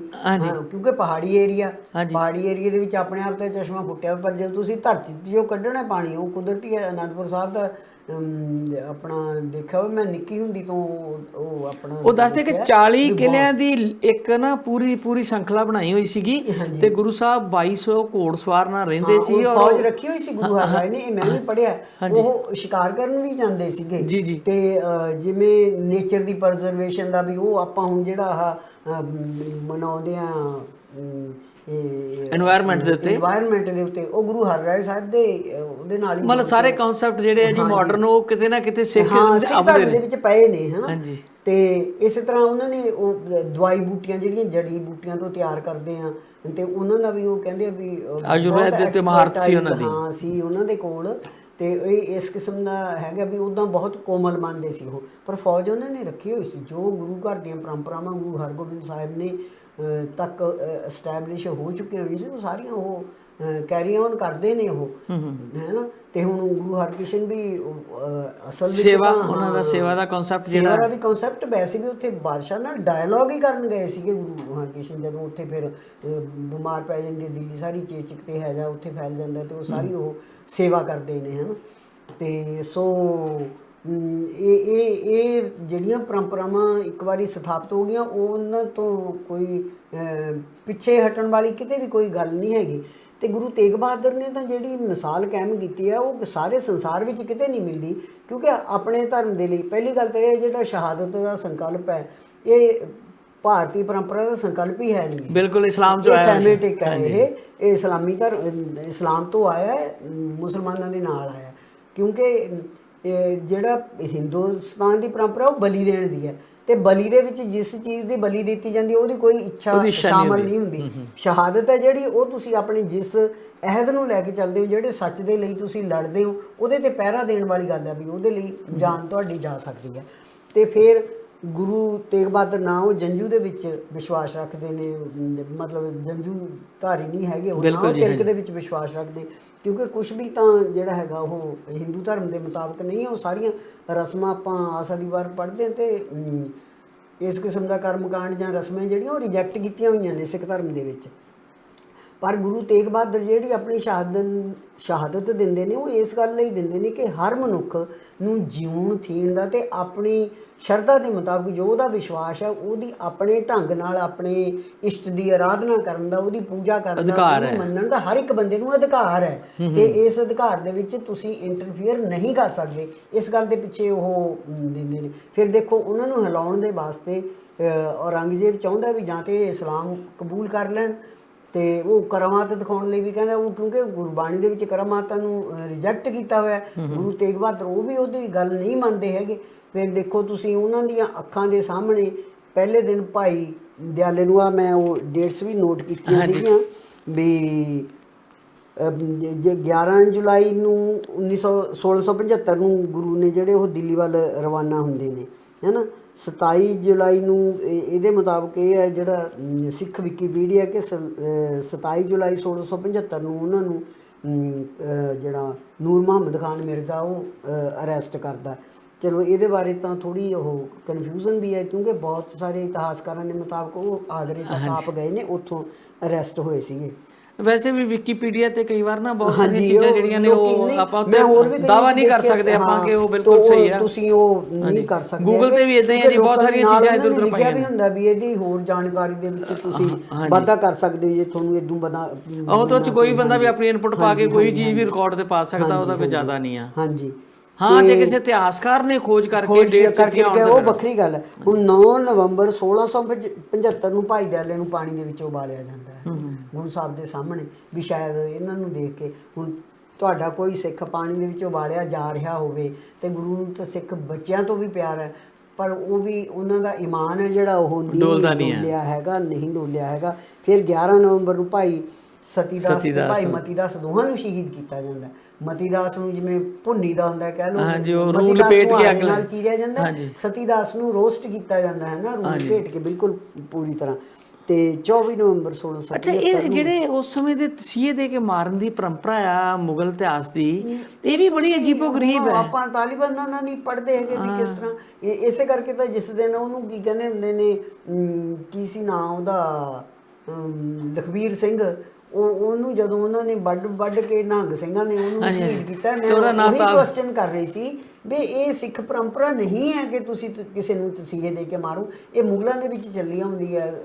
ਉਹ ਮੁਗਲਾਂ ਦਾ, ਚਾਹੇ ਤੁਸੀਂ ਅਰਬ ਦਾ ਇਤਿਹਾਸ ਪੜ੍ਹ ਲਓ, ਮਤਲਬ ਅਰਬ 'ਚ ਇਸਲਾਮ ਦਾ ਇਤਿਹਾਸ ਪੜ੍ਹ ਲਓ, ਚਾਹੇ ਹੁਣ ਤੁਸੀਂ ਆਪਣਾ ਜੋ ਕੁਛ ਵੀ ਅਫਗਾਨਿਸਤਾਨ ਦੇ ਵਿੱਚ ਵਾਪਰਿਆ ਆਪਾਂ ਸੁਣਦੇ ਪੜ੍ਹਦੇ ਹੀ ਆ ਨਾ, ਅਸੀਂ ਕਿਹੜਾ ਉੱਥੇ ਦੇਖਦੇ ਹਾਂ ਵੀ ਕਿਸ ਤਰ੍ਹਾਂ ਉੱਥੇ ਚੁਰਾਹੇ ਦੇ ਵਿੱਚ ਮਾਰਿਆ ਜਾਂਦਾ, ਪੱਥਰ ਮਾਰ ਕੇ ਮਾਰਨਾ, ਮਨਸੂਰ ਨੂੰ ਕਿਸ ਤਰ੍ਹਾਂ ਮਾਰਿਆ ਗਿਆ ਸੀਗਾ, ਤੇ ਉਹ ਸਾਰੀਆਂ ਆਪਾਂ ਪੜ੍ਹਦੇ ਹਾਂ। ਪੁਰਾਣੀਆਂ ਜਿੰਨੀਆਂ ਵੀ ਧਾਰਮਿਕ ਲੜਾਈਆਂ ਦੀ ਪੜ੍ਹਦੇ ਆ, ਭਾਵੇਂ ਬੁੱਧ ਮਤ ਦੇ ਖਿਲਾਫ ਜਿਹਨੂੰ ਜਗਤ ਆਚਾਰੀਆ ਕਹਿੰਦੇ ਆ, ਜਗਤ ਗੁਰੂ ਕਹਿੰਦੇ ਆ, ਜਿਹੜੀਆਂ ਉਹਨਾਂ ਦੀਆਂ ਤਲਵਾਰ ਦੇ ਜ਼ੋਰ ਨਾਲ ਜਿੱਦਾਂ ਬੁੱਧਿਜ਼ਮ ਨੂੰ ਕੱਢਣਾ ਹਿੰਦੁਸਤਾਨ ਚੋਂ, ਉਹਦੇ ਵਿੱਚ ਵੀ ਬਹੁਤ ਤਸ਼ੱਦਦ ਹੋਏ। ਹਾਂ ਬਿਲਕੁਲ, ਉਹਦੇ ਵਿੱਚ ਵੀ ਇਦਾਂ ਦੀ ਤਸ਼ੱਦਦ ਬਹੁਤ ਹੋਏ। ਇਹ ਸਿੱਖ ਧਰਮ ਦੇ ਵਿੱਚ ਆ ਵੀ ਮਤਲਬ ਤਸੀਹੇ ਨਹੀਂ ਦੇਣੇ। ਤੇ ਦੂਸਰੀ ਗੱਲ ਇਹ ਵੀ ਹੈ ਕਿ ਮੈਦਾਨ ਦੇ ਜੰਗ ਵਿੱਚ ਤੁਸੀਂ ਉੱਥੇ ਤੁਹਾਡੀ ਲੜਾਈ ਹੁੰਦੀ ਹੈ, ਉੱਥੇ ਆਪਣਾ ਮਤਲਬ ਜੇ ਕੋਈ ਹਥਿਆਰਬੰਦ ਨਹੀਂ ਹੈ, ਬਿਨਾਂ ਹਥਿਆਰ ਤੋਂ ਹੈ, ਕੋਈ ਉੱਤੇ ਹਮਲਾ ਨਹੀਂ ਕਰਨਾ, ਔਰਤ ਹੈ ਉਹਦੇ ਤੇ ਔਰਤ ਤੇ ਨਹੀਂ ਕਰਨਾ, ਬੱਚੇ ਤੇ ਨਹੀਂ ਕਰਨਾ, ਜਿਹੜਾ ਨਹੀਂ ਲੜ ਰਿਹਾ ਤੁਹਾਡੇ ਸਾਹਮਣੇ ਹਥਿਆਰ ਚੱਕ ਕੇ ਉਹਦੇ ਤੇ ਨਹੀਂ ਕਰਨਾ। ਇਹ ਇਸ ਕਿਸਮ ਦੀ ਤਾਂ ਪਰੰਪਰਾ ਹੈ ਹੀ ਨਹੀਂ ਹੈ ਸਿੱਖ ਧਰਮ ਦੀ, ਹੈ ਨਾ।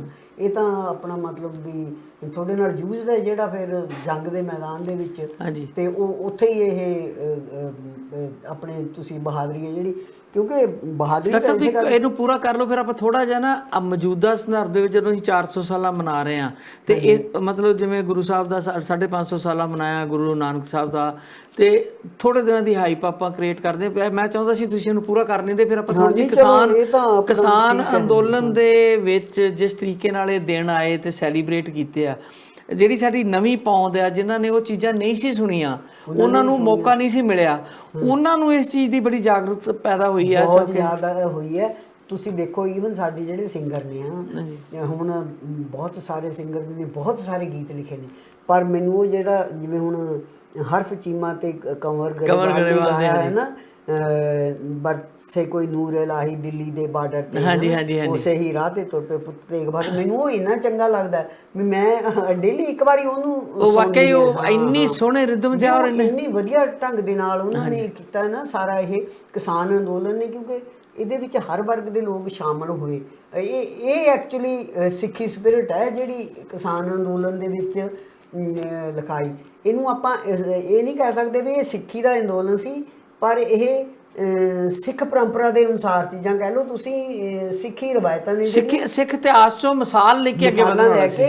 ਉਹ ਨਾਨਕ ਪਰੰਪਰਾ ਦੇ ਵਿੱਚ ਉਹ ਸਾਰਾ ਜਿਹੜਾ ਹੈਗਾ ਲੀਡ ਕੀਤਾ। ਤੇ ਇਹ ਹੁਣ ਵਧਾਈ ਵਾਲੀ ਗੱਲ ਵੀ ਹੈ ਵੀ ਦੇਖੋ ਮੋਦੀ ਸਰਕਾਰ ਜਿਹੜੀ ਨੇ ਅੱਜ ਤੱਕ ਆਪਣੀ ਕਿਸੇ ਗਲਤੀ ਨੂੰ ਕਦੇ ਮੰਨਿਆ ਹੀ ਨਹੀਂ, ਹਾਲਾਂਕਿ ਸਾਰੇ ਫੈਸਲੇ ਗਲਤ ਕਰਦੀ ਆਈ ਹੈ ਉਹ, ਚਾਹੇ ਨੋਟਬੰਦੀ ਦਾ ਸੀ, ਚਾਹੇ ਆ ਲਾਕਡਾਊਨ ਕੀਤਾ, ਬਿਨਾਂ ਲੋਕਾਂ ਦੀਆਂ ਜਿਹੜੀਆਂ ਸਮੱਸਿਆਵਾਂ ਨੇ ਉਹਨਾਂ ਨੂੰ ਧਿਆਨ ਦੇ ਵਿੱਚ ਰੱਖਿਆ ਜਾਂ ਕੀਤਿਆਂ, ਉਹ ਸਾਰੇ ਕੀਤੇ, ਪਰ ਉਹ ਕਿਸੇ ਤੋਂ ਪਿੱਛੇ ਨਹੀਂ ਮੁੜੀ। ਨਾ ਉਹਨੇ ਅੱਜ ਤੱਕ ਇਹ ਰੀਅਲਾਈਜ਼ ਕੀਤਾ ਸੀ ਵੀ ਅਸੀਂ ਇਹ ਗਲਤ ਫੈਸਲਾ ਕੀਤਾ, ਤੇ ਪਰ ਉਹਨਾਂ ਨੂੰ ਇਹ ਜਿਹੜਾ ਜਿਸ ਸਿਰੜ ਦੇ ਨਾਲ, ਜਿਸ ਭਰੋਸੇ ਦੇ ਨਾਲ, ਜਿਹੜੀ ਆਪਣਾ ਕਹਿ ਲਓ ਤੁਸੀਂ ਸਬਰ ਤੇ ਸੰਤੋਖ ਦੇ ਨਾਲ ਸਿੱਖੀ ਦੇ ਵਿੱਚੋਂ ਜਿਹੜਾ ਲਿਆ ਹੋਇਆ, ਕਿਉਂਕਿ ਪੰਜਾਬ ਲੀਡ ਕਰ ਰਿਹਾ ਸੀ ਐਕਚੁਅਲੀ, ਮੋਰਚਾ ਪੰਜਾਬ ਤੋਂ ਸ਼ੁਰੂ ਹੋਇਆ। ਤੇ ਮੈਂ ਇਹ ਕਹਿੰਦੀ ਵੀ ਹੁੰਦੀ ਹਾਂ, ਇੱਥੋਂ ਵੀ ਕਈ ਵਾਰੀ ਕਿਹਾ ਹੋਊਗਾ ਕਿ ਅਸਲੀ ਸਿੱਖੀ ਸਪਿਰਿਟ ਕੀ ਹੈ, ਜਾਂ ਸਾਡੀ ਜਿਹੜੀ ਸਾਂਝੀਵਾਲਤਾ, ਸਾਡਾ ਸੇਵਾ ਕਰਨ ਦਾ, ਕੁਰਬਾਨੀ ਕਰਨ ਦਾ ਜਿਹੜਾ ਜਜ਼ਬਾ ਹੈ, ਉਹ ਕਿਸਾਨ ਮੋਰਚੇ ਨੇ ਉਹ ਸਾਰੇ ਹਿੰਦੁਸਤਾਨ ਨੂੰ ਹੀ ਨਹੀਂ ਬਲਕਿ ਸਾਰੀ ਦੁਨੀਆ ਨੂੰ ਦਿਖਾਇਆ ਕਿ ਗੁਰੂ ਨਾਨਕ ਨਾਮ ਲੈਵਾ ਜਿਹੜੇ ਲੋਕ ਨੇ ਉਹਨਾਂ ਬਹੁਤ ਕੋਸ਼ਿਸ਼ਾਂ ਹੋਈਆਂ ਡਾਕਟਰ ਸਾਹਿਬ 84 ਤੋਂ ਬਾਅਦ ਸਿੱਖੀ ਨੂੰ ਨੀਵਾਂ ਕਰ ਲੀਆਂ, ਬਹੁਤ ਕੁਝ ਲੋਕਾਂ ਨੇ ਕੀਤਾ, ਪਰ ਇਸ ਮੋਰਚੇ ਦੇ ਵਿੱਚ ਸਿੱਖਾਂ ਨੇ ਆਪਣੀ ਸਾਰੇ ਦਾਗ ਧੋ ਕੇ ਨਵੇਂ ਸਿਰੇ ਤੋਂ ਉਹ ਸਰਦਾਰੀ ਜਿਹੜੀ ਆ ਉਹ ਮੇਰੇ ਖਿਆਲ ਵਾਪਸ ਲੈ ਲਈ ਆ। ਜਿਸ ਤਰ੍ਹਾਂ ਦੀ ਸਰਦਾਰੀ ਕਦੀ ਸਾਡੀ ਹੋਇਆ ਕਰਦੀ ਸੀ ਹਿੰਦੁਸਤਾਨ 'ਚ, ਉੱਥੇ ਆਣ ਕੇ ਫਿਰ ਖੜ ਗਏ ਆ। ਹੁਣ ਸਾਰਾ ਹਿੰਦੁਸਤਾਨ ਦੇਖਦਾ ਆ, ਪੰਜਾਬੀਆਂ ਵੱਲ ਦੇਖਦਾ, ਸਿੱਖ ਧਰਮ ਦੇ ਲੋਕਾਂ ਵੱਲ ਵੇਖਦਾ ਕਿ ਇਹ ਵਿਅਕਤੀ ਜਿਹੜੇ ਨੇ ਨਾ ਤਾਂ ਕਿਸੇ ਅੱਗੇ ਝੁਕਦੇ ਨੇ, ਨਾ ਹੀ ਇਹ ਕਦੀ ਕੋਈ ਹੱਥ ਟੱਟਦੇ ਨੇ ਕਿਸੇ ਅੱਗੇ। ਇਹਨਾਂ ਨੂੰ ਪਤਾ ਹੈ ਕਿ ਕਿਸ ਤਰੀਕੇ ਨਾਲ ਅੰਦੋਲਨ ਵੀ ਕਰਨੇ ਆ ਤੇ ਕਿਸ ਤਰੀਕੇ ਨਾਲ ਚਲਾਉਣੇ ਆ, ਕਿਸ ਤਰੀਕੇ ਨਾਲ ਆਪਣੀ ਖੁਰਾਕ ਦਾ ਰਹਿਣ ਸਹਿਣ ਦਾ ਪ੍ਰਬੰਧ ਵੀ ਕਰਨਾ। ਉਹ ਆਪਣੇ ਉਹ ਵੱਡੇ ਥਿੰਕਰ ਹੋਏ ਨੇ, ਇਹਨਾਂ ਦੇ ਨਾਲ ਹੀ ਰਹੇ ਨੇ, ਪੱਤਰਕਾਰ ਵੀ, ਕੀ ਉਹਨਾਂ ਦਾ ਨਾਂ ਹੈਗਾ, ਉਹ ਮੈਗਜ਼ੀਨ ਵੀ ਕੱਢਦੇ ਹੁੰਦੇ ਸੀ, ਵਾਜਪਾਈ ਦੀ ਸਰਕਾਰ 'ਚ ਵੀ ਰਹੇ ਨੇ, ਮੇਰੇ ਦਿਮਾਗ 'ਚੋਂ ਨਾਂ ਨਿਕਲ ਗਿਆ। ਉਹਨਾਂ ਦੀ ਇੰਟਰਵਿਊ ਸ਼ੌਰੀ ਇਹਨਾਂ ਦੀ ਗੱਲ ਕਰ ਰਹੇ? ਹਾਂ, ਅਰੁਣ ਸ਼ੌਰੀ। ਹਾਂਜੀ, ਅਰੁਣ ਸ਼ੌਰੀ ਦੀ ਇੰਟਰਵਿਊ ਕਰ ਰਿਹਾ ਸੀਗਾ ਆਪਣਾ ਉਹ ਪੱਤਰਕਾਰ ਨਹੀਂ ਹੈ ਕਰਨ ਥਾਪਰ। ਹਾਂਜੀ, ਕਰਨ ਥਾਪਰ ਨੇ ਵੱਡੇ ਉਹ ਇੰਟਰਵਿਊ ਕਰ ਰਿਹਾ ਸੀਗਾ ਵੀ ਇਹ ਮੋਰਚੇ ਬਾਰੇ ਤੁਹਾਡਾ ਕੀ ਖਿਆਲ ਹੈ, ਹੈ। ਤੇ ਉਦੋਂ ਅਰੁਣ ਸ਼ੌਰੀ ਕਹਿ ਰਿਹਾ ਸੀ ਵੀ ਮੋਦੀ ਨੂੰ ਸਾਡੀ ਪੰਜਾਬੀਆਂ ਦੀ ਸਮਝ ਨਹੀਂ ਹੈ ਤੇ ਸਿੱਖੀ ਦੀ ਤਾਂ ਬਿਲਕੁਲ ਹੀ ਨਹੀਂ ਪਤਾ ਉਹਨੂੰ। ਤੁਸੀਂ ਦੇਖੋ ਇਹ ਕਿੰਨੀ ਅਰਲੀ ਸਟੇਟਮੈਂਟ ਸੀ, ਉਦੋਂ ਤਾਂ ਹਾਲੇ ਮੋਰਚਾ ਸ਼ੁਰੂ ਹੋਇਆ ਸੀ, ਇਹ ਪਹਿਲੇ ਦਿਨਾਂ ਦੇ ਵਿੱਚ ਹੀ ਇੰਟਰਵਿਊ ਕੀਤੀ ਸੀ। ਉਹ ਕਹਿੰਦਾ ਸੀ ਵੀ ਪਿੱਛੇ ਹਟਣ ਵਾਲੇ ਲੋਕ ਨਹੀਂ ਹੈ, ਇਹ ਮੋਦੀ ਨੂੰ ਇਹਦੇ 'ਚ ਮਾਰ। ਇਹ ਗੱਲ ਤੇ ਬਾਰ-ਬਾਰ ਸਤਿਆਪਾਲ ਮਲਕ ਨੇ ਕਹੀ, ਉਹ ਅੱਜ ਫੇਰ ਕਹਿ ਰਹੇ ਨੇ। ਅੱਜ ਉਹਨਾਂ ਦਾ ਫੇਰ ਲੇਟੈਸਟ ਅੱਜ ਹੀ ਨਿਊਜ਼ ਅਪਡੇਟ ਕਰ ਰਿਹਾ ਸੀ ਟੀਵੀ ਵਾਸਤੇ, ਉਹਦੇ ਵਿੱਚ ਉਹ ਫੇਰ ਕਹਿ ਰਹੇ ਨੇ ਕਿ ਇਕੱਲੇ ਕਾਨੂੰਨ ਨਹੀਂ, ਤੁਹਾਨੂੰ ਹੁਣ MSP ਤੇ ਵੀ ਸੀਰੀਅਸਲੀ ਕਰਨੀ ਪੈਣੀ ਆ, ਕਿਉਂਕਿ ਤੁਸੀਂ ਹੁਣ ਇਹ ਤੋਂ ਜ਼ਿਆਦਾ ਇਹਨਾਂ ਨੂੰ ਨਹੀਂ ਕਰ ਸਕਦੇ। ਔਰ ਅੱਜ ਡਾਕਟਰ ਸਾਹਿਬ ਇੱਕ ਹੋਰ ਚਾਈਨਾ ਦਾ ਜਿਹੜਾ ਸਰਕਾਰੀ ਮੀਡੀਆ ਆ, ਉਹਨਾਂ ਨੇ ਬੜਾ ਕਟਾਕਸ਼ ਕੀਤਾ ਆ। ਉਹਨਾਂ ਨੂੰ ਲੱਗਿਆ ਕਿ ਮੋਦੀ ਜਿਹੜਾ ਕਹਿੰਦੇ ਕਿ ਝੁਕਦਾ ਨਹੀਂ ਸੀ, ਇੱਕ ਲੋਕ ਹੈਗੇ ਜਿਨ੍ਹਾਂ ਝੁਕਾ ਲਿਆ, ਉਹ ਕਹਿੰਦੇ ਕਿ ਉਹਦੀ ਇੰਨਾ ਮਜਬੂਰ ਕਰਤਾ ਉਸ ਮੋਰਚੇ ਨੇ ਕਿ ਇਹਨੂੰ ਝੁਕਣਾ ਪਿਆ। ਔਰ ਦੂਜੇ ਪਾਸੇ ਉਹਨਾਂ ਨੇ ਵਿਅੰਗ ਵੀ ਕੀਤਾ ਹੈ ਕਿ ਤੁਹਾਨੂੰ ਜਿਹੜੇ ਆ ਆਪਣੀ ਡਿਫੈਂਸ ਤੇ ਇੰਨੇ ਪੈਸੇ ਖਰਚਣ ਦੀ ਲੋੜ ਨਹੀਂ ਆ, ਪਹਿਲਾਂ ਆਪਣੇ ਕਿਸਾਨਾਂ ਨੂੰ ਸੰਭਾਲ ਲਓ। ਬਿਲਕੁਲ ਚਾਈਨਾ ਦੇ ਮੀਡੀਆ ਨੇ ਕਿਹਾ ਡਿਫੈਂਸ ਦਾ ਤਾਂ ਉਹਨੇ ਦੇਣਾ ਹੀ ਹੈ। ਉਹ ਅੱਜ ਹੀ ਮੈਂ ਖਬਰ ਪੜ੍ਹ ਰਹੀ ਸੀ, ਪਹਿਲਾਂ 2 ਦਿਨ ਪਹਿਲਾਂ ਖਬਰ ਆਈ ਸੀ ਕਿ ਪਹਿਲਾਂ ਆਇਆ ਵੀ ਇੱਕ ਪਿੰਡ ਉਹਨਾਂ ਨੇ ਭੂਟਾਨ ਨੂੰ ਜਿੱਤਿਆ, ਉਹ ਪੈਂਟਾਗਨ ਨੇ ਰਿਪੋਰਟ ਕੀਤੀ ਹੈ ਜੀ ਉਹ ਸਾਰੀ। ਹਾਂਜੀ, ਵੀ ਇੱਕ ਪਿੰਡ ਵਸਾ ਲਿਆ, ਫਿਰ ਉਹ 100 ਘਰਾਂ ਦਾ ਪਿੰਡ ਸੀ, ਫਿਰ ਦੂਜਾ ਵਸਾ ਲਿਆ 60 ਘਰਾਂ ਦਾ ਸੀ। ਅੱਜ ਦੀ ਰਿਪੋਰਟ ਹੈ ਕਿ 4 ਪਿੰਡ ਵਸਾਲੇ ਹੋਏ ਨੇ ਉਸ ਏਰੀਏ ਦੇ ਵਿੱਚ। ਤੇ ਉਹਨਾਂ ਨੂੰ ਸ਼ਾਇਦ ਇਸੇ ਗੱਲ ਤੋਂ ਮਿਲੀ ਵੀ ਮੋਦੀ ਨੇ ਆਪਣੇ ਲੋਕਾਂ ਨੂੰ ਦੱਸਿਆ ਹੀ ਨਹੀਂ ਹੈ ਕਿ ਉੱਥੇ ਬਾਰ-ਬਾਰ ਕਹੀ ਜਾਂਦੇ ਨੇ ਵੀ ਨਹੀਂ ਸਾਡੀ ਜ਼ਮੀਨ ਤੇ ਕਿਸੇ ਨੇ ਕੋਈ ਪੈਰ ਨਹੀਂ ਧਰਿਆ, ਉੱਦਾਂ ਕਹੀ ਜਾਂਦੇ ਨੇ ਵੀ ਠੀਕ ਰਾਹ ਤੇ ਨਹੀਂ। ਆਰਮੀ ਜਨਰਲ ਵੀ ਕਹੀ ਜਾਂਦਾ ਡਾਕਟਰ ਸਾਹਿਬ, ਤੇ ਮੋਦੀ ਸਾਹਿਬ ਵੀ ਕਹੀ ਜਾਂਦੇ। ਹਾਂ, ਪਿਛਲੇ ਹਫਤੇ ਇੱਕ ਬਿਆਨ ਵਿਦੇਸ਼ ਮੰਤਰੀ ਦਾ ਜ਼ਰੂਰ ਆਇਆ ਕਿ ਕੁਛ ਨਾ ਕੁਛ ਬਾਰਡਰ ਦੇ ਉੱਤੇ ਸਾਡੀ ਸਥਿਤੀ ਚੰਗੀ ਨਹੀਂ ਹੈ, ਸਥਿਤੀ ਹਾਂਜੀ। ਉਹ ਵੀ ਆ ਜਿਹੜੀ ਕੋਈ ਮੀਟਿੰਗ ਅਟੈਂਡ ਕਰਨ ਗਿਆ ਸੀ ਉਹਦੇ ਵਿੱਚ ਉਹਨੇ। ਸੋ ਦੁਨੀਆ ਇਸ ਵੇਲੇ ਅਸੀਂ ਕਹਿੰਦੇ ਆ ਗਲੋਬਲ ਵਿਲੇਜ ਬਣਿਆ, ਔਰ ਜਿਹੜਾ ਵੱਡਾ ਅੰਦੋਲਨ ਲੜਿਆ ਗਿਆ, ਔਰ ਜਿਸ ਤਰੀਕੇ ਨਾਲ ਜਿਹੜੀ ਸਰਕਾਰ ਤਾਨਾਸ਼ਾਹ ਟਾਈਪ ਬਣੀ ਸੀ ਉਹਨੂੰ ਝੁਕਾ ਲਿਆ ਗਿਆ, ਇਹ ਸਿੱਖੀ ਪਰੰਪਰਾ ਦਾ ਇੱਕ ਹਿੱਸਾ ਸੀਗਾ। ਸਿੱਖ ਪਰੰਪਰਾ ਤੋਂ ਸੇਧ ਲੈ ਕੇ ਤੁਸੀਂ ਕਹਿਣਾ ਚਾਹ ਰਹੇ ਸੀ ਕਿ ਗੁਰੂ ਤੇਗ ਬਹਾਦਰ ਪਾਤਸ਼ਾਹ ਦਾ ਜਿਹੜਾ ਤਿਆਗ ਦੀ ਭਾਵਨਾ ਸੀ, ਕੁਰਬਾਨੀ ਦੀ ਭਾਵਨਾ, ਸਬਰ ਦੀ, ਦੂਜਿਆਂ ਲਈ ਲੜ ਮਰਨ ਦੀ ਵੀ ਹੈਗੀ ਹੈ ਨਾ, ਦੂਸਰਿਆਂ ਦੇ ਲਈ। ਉਹਨਾਂ ਨੂੰ ਹਿੰਦ ਦੀ ਚਾਦਰ ਕਿਉਂ ਕਿਹਾ ਜਾਂਦਾ? ਇਸੇ ਕਰਕੇ ਕਿਹਾ ਜਾਂਦਾ ਨਾ, ਇਹ ਜ਼ਿਕਰ ਵੀ ਆਉਂਦਾ ਬਾਰ-ਬਾਰ, ਜੇ ਗੁਰੂ ਤੇਗ ਬਹਾਦਰ ਆਪਣੀ ਸ਼ਹਾਦਤ ਨਾ ਦਿੰਦੇ, ਗੁਰੂ ਗੋਬਿੰਦ ਸਿੰਘ ਮੁਗਲਾਂ ਦੇ ਨਾਲ ਨਾ ਟੱਕਰ ਲੈਂਦੇ ਉਹਨਾਂ ਦੇ ਜ਼ੁਲਮ ਦੇ ਖਿਲਾਫ, ਤੇ ਭਾਰਤ ਦਾ ਰੰਗ ਰੂਪ ਹੋਰ ਹੁੰਦਾ, ਭਾਰਤ ਦਾ ਰੰਗ ਰੂਪ ਹੋਰ ਹੁੰਦਾ, ਆਪਾਂ ਸਾਊਦੀ ਅਰੇਬੀਆ ਬਣ ਕੇ ਬੈਠੇ ਹੁੰਦੇ ਸ਼ਾਇਦ। ਡਾਕਟਰ ਸਾਹਿਬ ਸਮਾਂ ਹੋ ਗਿਆ ਆਪਣਾ, ਬਹੁਤ-ਬਹੁਤ ਸ਼ੁਕਰੀਆ, ਬਹੁਤ ਵਧੀਆ, ਕਿਉਂਕਿ ਜੇ ਹਿੰਦ ਦੀ ਚਾਦਰ ਗੁਰੂ ਪਾਤਸ਼ਾਹ ਦਾ ਆਇਆ ਦਿਹਾੜਾ ਵਿੱਚ ਤੇ ਸੰਗਤਾਂ ਨੇ ਮਨਾਇਆ ਵੀ ਉੱਥੇ ਬੜੇ ਧੂਮਧਾਮ ਨਾਲ, ਤੇ ਨਾਲ ਦੀ ਨਾਲ ਉਹਨਾਂ ਦਾ ਜਿਹੜੀ ਸਿੱਖਿਆਵਾਂ ਸੀ ਉਹ ਦੁਬਾਰਾ ਅਸੀਂ ਰਿਵਾਈਜ਼ ਕੀਤੀਆਂ, ਲੋਕਾਂ ਤੱਕ ਪਹੁੰਚੀਆਂ, ਤੇ ਸਾਡੇ ਵਾਸਤੇ ਬਹੁਤ ਇੱਕ ਫਖਰ ਵਾਲੀ ਗੱਲ ਹੈ, ਵੱਡੀ ਗੱਲ ਹੈ। ਤੇ ਗੁਰੂ ਸਾਹਿਬਾਂ ਨੂੰ ਮਤਲਬ ਆਪਾਂ ਇਸ ਦਿਹਾੜੇ ਉੱਤੇ ਵੀ ਉਹਨਾਂ ਨੂੰ ਅਸੀਂ ਯਾਦ ਕਰਦੇ ਹਾਂ ਆਪਣੇ ਪਲੇਟਫਾਰਮ ਤੋਂ ਵੀ, ਤੇ ਨਾਲ ਦੀ ਨਾਲ ਆਪਾਂ ਸਿੱਖੀ ਦਾ ਵੀ ਰਸਤੇ ਨੂੰ ਇੱਕ ਨਵਾਂ ਮੋੜ ਗੁਰੂ ਤੇਗ ਬਹਾਦਰ ਦੀ ਸ਼ਹਾਦਤ ਨੇ ਦਿੱਤਾ, ਤੇ ਹਿੰਦੁਸਤਾਨ ਲਈ ਵੀ ਜਿੱਡੀ ਵੱਡਾ ਉਹਨਾਂ ਨੇ ਕੀਤਾ ਆਪਣੀ ਸ਼ਹਾਦਤ। ਤੇ ਗੁਰੂ ਤੇਗ ਬਹਾਦਰ ਦੇ ਸਿੱਖ ਜਿਹੜੇ ਆ ਜਿਨ੍ਹਾਂ ਨੇ ਮੋਰਚਾ ਲੀਡ ਕੀਤਾ, ਇਹ ਫਿਰ ਸਾਰੇ ਹਿੰਦੁਸਤਾਨ ਲਈ ਇੱਕ ਨਵੀਂ ਹਿੰਦ ਦੀ, ਜਿੱਦਾਂ ਉਹ ਹਿੰਦ ਦੀ ਚਾਦਰ ਨੇ ਹਿੰਦ ਦਾ ਚਾਨਣ ਮਨਾਰਾ ਬਣ ਕੇ ਅੱਗੇ ਆਏ, ਚਾਨਣ ਮਨਾਰਾ ਬਣ ਗਏ। ਇਹਨਾਂ ਨੇ ਸੇਧ ਦਿੱਤੀ ਹੈ ਸਾਰਿਆਂ ਨੂੰ, ਤੇ ਗਾਂ ਨੂੰ ਵੀ ਜਿਹੜੇ ਲੋਕ ਕੋਈ ਕਦੇ ਵੀ ਐਜੀਟੇਸ਼ਨ ਕਰਨਗੇ ਜਾਂ ਆਪਣੇ ਹੱਕਾਂ ਲਈ ਲੜਨਗੇ, ਹਿਊਮਨ ਰਾਈਟਸ ਲਈ ਲੜਨਗੇ, ਉਹ ਇਸ ਗੱਲ ਤੋਂ ਸੇਧ ਲੈਣਗੇ ਕਿ ਕਿਸ ਤਰ੍ਹਾਂ ਲੜਿਆ ਜਾ ਸਕਦਾ ਹੈ। ਸਬਰ ਤੇ ਸੰਤੋਖ ਨਾਲ ਲੜਾਈ ਕਿਵੇਂ ਜਿੱਤੀ ਜਾਂਦੀ ਹੈ। ਬਹੁਤ ਬਹੁਤ ਧੰਨਵਾਦ doctor Sahib, thank you Waheguru ji very ਕਾ ਮਚ ਜੀ, Khalsa, thank you very Waheguru much. ਜੀ ਕੀ ਫਤਿਹ ਜੀ।